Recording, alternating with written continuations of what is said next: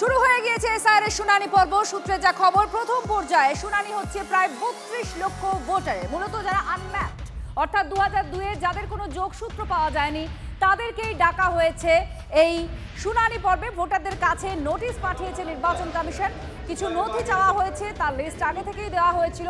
Commission সূত্রে জানা গিয়েছে শুনানি কেন্দ্রে প্রথমে সই সংগ্রহ করা হচ্ছে। বাকি যে পর্ব আমরা জানবো, আমাদের প্রতিনিধিরা আছেন, একের পর এক প্রতিনিধির কাছে যাব আর সেখানকার শুনানি পর্ব কেমন চলছে প্রথমে দেখব।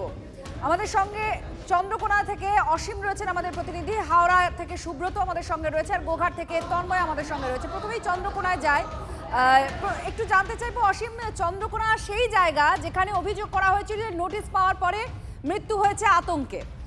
আজকে শুনানি শুরু হয়েছে, কি বন্দোবস্ত থাকছে, কি কি করতে হচ্ছে ধাপে ধাপে ভোটারদের? দেখো, আর কিছুক্ষণের পরেই কিন্তু শুনানি শুরু হবে, সেই ছবিটা কিন্তু দেখাচ্ছি। আমরা দেখতে পাচ্ছি কিন্তু দূরে দাঁড়িয়ে রয়েছে প্রশাসনের যে সমস্ত আধিকারিকরা রয়েছে, বিএলও থেকে শুরু করে ব্লক প্রশাসনের আধিকারিকরা।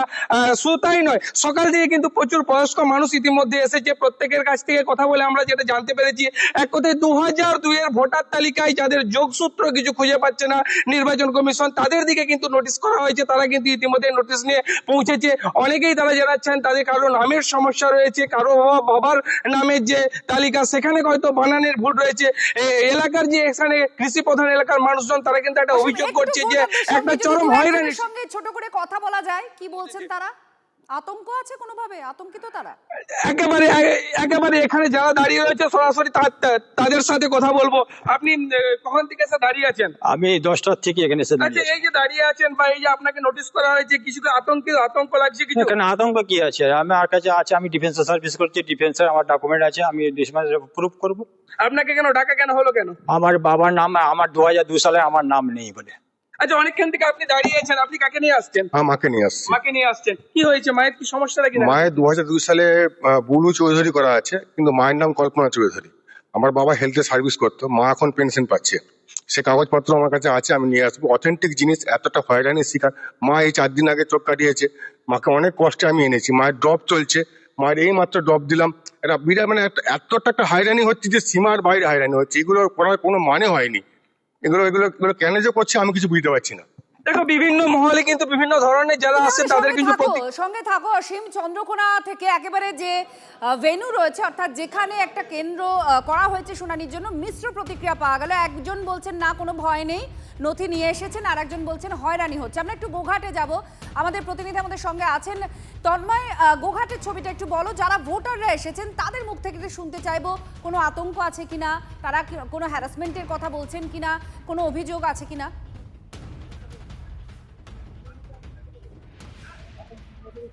ইতিমধ্যেই দেখো, গোঘাটের কামারপুকুরে গোঘাট 2 নম্বর বিডি অফিসের সামনে ইতিমধ্যেই যাদের নোটিশ করা হয়েছে সেই সমস্ত ভোটাররা এসে উপস্থিত হয়েছে। আপনি কোথা থেকে আসছেন? আমি ফুলুই, বদনগঞ্জ ফুলুই থেকে। আপনার কি কোনো ভয় লাগছে? কেন ভয় লাগবে? ভয় নেই? না। আতঙ্ক না। আপনার কি ভুল হয়েছে? আমার ভুল বলতে, আমি তো মেদিনীপুর জেলায় ছিলাম, এখানকে 3 বছর আসছি। তো এখন এই ভোটার লিস্টের জন্য, ভোটার লিস্টের নামটা আগে এখানে উঠেনি, এখন তো এসে আমার ভোট হয়নি, সেখান থেকে সেখান থেকে ক্যান্সেল করেছে, করে এখানে ওরা নাম ফর্ম ফিল আপ করে ভোটার কার্ড দিয়েছে। আপনার ভোটার কার্ড আগে কোথায় ছিল? ভোটার কার্ড আগে ছিল আমাকে ভগবানপুর 1 নম্বর পঞ্চায়েত, ঘোষকিরা গ্রাম। কোন জেলা? মেদিনীপুর জেলা। হুগলি জেলায় তো হয়েছেন। আপনার বয়স কত?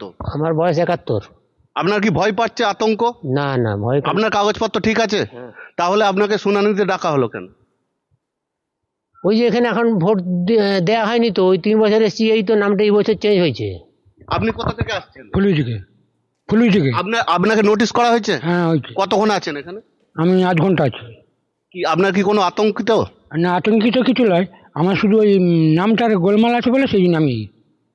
দেখো, অনেকেরই নামের গন্ডগোল তো অনেকেরই। যারা অন্তত গোঘাটের আমাদের প্রতিনিধি কথা বলছিলেন ভোটারদের সঙ্গে, তারা দুজনেই বললেন কোনো আতঙ্ক নেই, তাদেরকে ডাকা হয়েছে, তারা নথি নিয়ে এসেছেন। আমাদের অপর প্রতিনিধি সুমন মহাপাত্র আমাদের সঙ্গে আছেন কলকাতার একটা ভেন্যু থেকে, আমাদের আরো জানাবেন। তো এই মুহূর্তে একটু হাওড়ায় চলে যাব। প্রথমে হাওড়ায় সুব্রত, হাওড়ার ছবিটা একটু দেখাও, কারণ ভোটাররা সকাল থেকে অনেক কেন্দ্রে আসছেন, আমরা দেখছিলাম।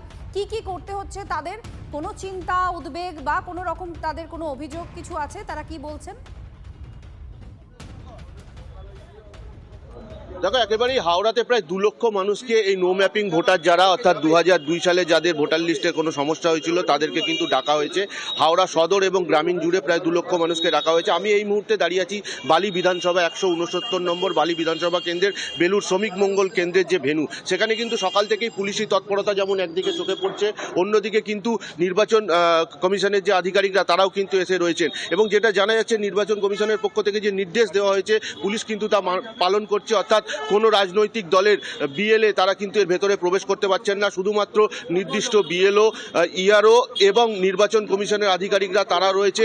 এবং এই বেলুর শ্রমিক মঙ্গল কেন্দ্রে প্রায় 15 জন মাইক্রো অবজারভার নিযুক্ত করা হয়েছে আজকের এই শুনানি পর্বে। এবং শুনানি পর্ব ইতিমধ্যে শুরু হয়ে গিয়েছে, তুমি দেখতেই পাচ্ছ সেন্ট্রাল ফোর্স রয়েছে, পুলিশ আধিকারিকরা রয়েছে, সরকারি আধিকারিকরা তারা কিন্তু কড়া নিরাপত্তা বেষ্টনীতে মুড়ে রেখেছে। আমি একটু ভেন্যুর ভেতরে যাওয়ার চেষ্টা করব যেখানে ইতিমধ্যেই শুনানি চলছে, আমি তোমাকে দেখাবো।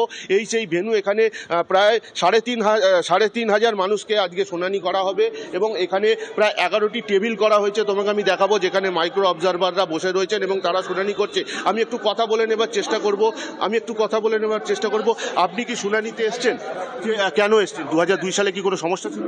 2002 সালের নাম নেই, ওই জন্য এসেছি। আচ্ছা, এই যে শুনানি চলছে, হিয়ারিং চলছে, এটাকে কিভাবে দেখছেন? কোনো হয়রানি হচ্ছে বা ভালোর জন্য হচ্ছে? ভালোর জন্য হচ্ছে। একেবারেই কি কি ডকুমেন্ট আনতে বলেছে আপনাকে? একটা ডকুমেন্ট আনতে বলেছে। আপনারা সহযোগিতা করছেন? হ্যাঁ। একেবারেই দেখো, বয়স্ক একজন ভোটার রয়েছে, তার নাম 2002 সালে ছিল না, তিনি কিন্তু এসছেন এবং তিনি বলছেন এই প্রক্রিয়া কিন্তু খুবই সুষ্ঠুভাবে হচ্ছে এবং মাইক্রো অবজারভাররা যারা রয়েছে তারা খুব। ছবিটা দেখাতে থাকো, একেবারে শুনানি কেন্দ্রের ছবি আপনারা দেখছেন। সমস্ত আধিকারিকরা যারা দায়িত্বপ্রাপ্ত, ইআরও, এইআরও, বাকি যারা রয়েছেন তাদের তত্ত্বাবধানে এই শুনানি পর্ব চলছে। ভোটাররাও এসেছেন, তারা বেশিরভাগই, আমরা যত ভোটার এসেছেন তাদের সঙ্গে কথা বলছি, তারা কিন্তু কোনো উদ্বেগ বা চিন্তা নিয়ে আসেননি। যে নথি চাওয়া হয়েছে তারা বলছেন আমরা নথি নিয়ে এসেছি। আর এরপরে আমরা একটু কলকাতার দিকে আসছি। সুমন মহাপাত্র যোধপুর পার্কে এরকমই একটি শুনানি কেন্দ্র থেকে আমাদের সঙ্গে রয়েছেন। সুমন, তুমিও শুনলে একটা মিশ্র প্রতিক্রিয়া। একজন শুধু বললেন যে হয়রানি হয়েছে, বাকিরা কিন্তু, বাকি ভোটাররা বলছেন যে না, যা চলছে ভালোভাবেই তারা সহযোগিতা করতে পারছেন কমিশনকে। তোমার ওখানে অভিজ্ঞতা কি কি চলছে, কি ধাপ প্রক্রিয়া সামনে আসছে? দেখো, রাসবিহারী বিধানসভার অন্তর্গত যোধপুর পাড়া উমেন্স পলিটেকনিক, সেখানে আমি রয়েছি এবং তুমি দেখতে পাচ্ছ খুব স্বাভাবিকভাবে রাজ্যের অন্যত্র যে ছবি, এখানেও সেই একই ছবি। যাদেরকে হিয়ারিংয়ে ডাকা হয়েছে তারা কিন্তু ইতিমধ্যেই সকালবেলা চলে এসেছেন, ঠিক 11টা থেকে হিয়ারিং পর্ব শুরু হয়ে গেছে। এবং যেটা তুমি বললে যে মিশ্র প্রতিক্রিয়া রয়েছে একটা, আমিও জানার চেষ্টা করব আপনার সমস্যা কি? 2002 নাম ছিল না?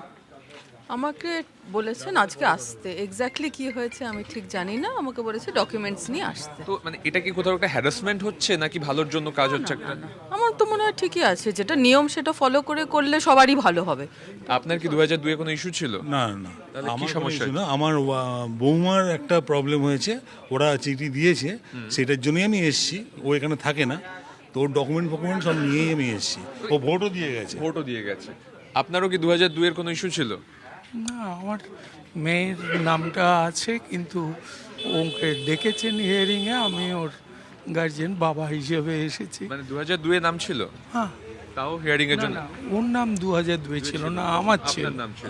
তো ফর্ম টম সব ফিল আপ করেছিলেন? হ্যাঁ হ্যাঁ। তারপরেও হিয়ারিং এর জন্য ডাকা হয়েছে? হ্যাঁ, ওটাই লেখা আছে যে এনরোল ম্যাপিংয়ে অসুবিধা হচ্ছে। ম্যাপিং অসুবিধা? তো এটা কি কোথাও যে সকাল সকাল আসতে হচ্ছে, লাইনে দাঁড়াচ্ছে, কোথাও কি এটা হ্যারাসমেন্ট একটা?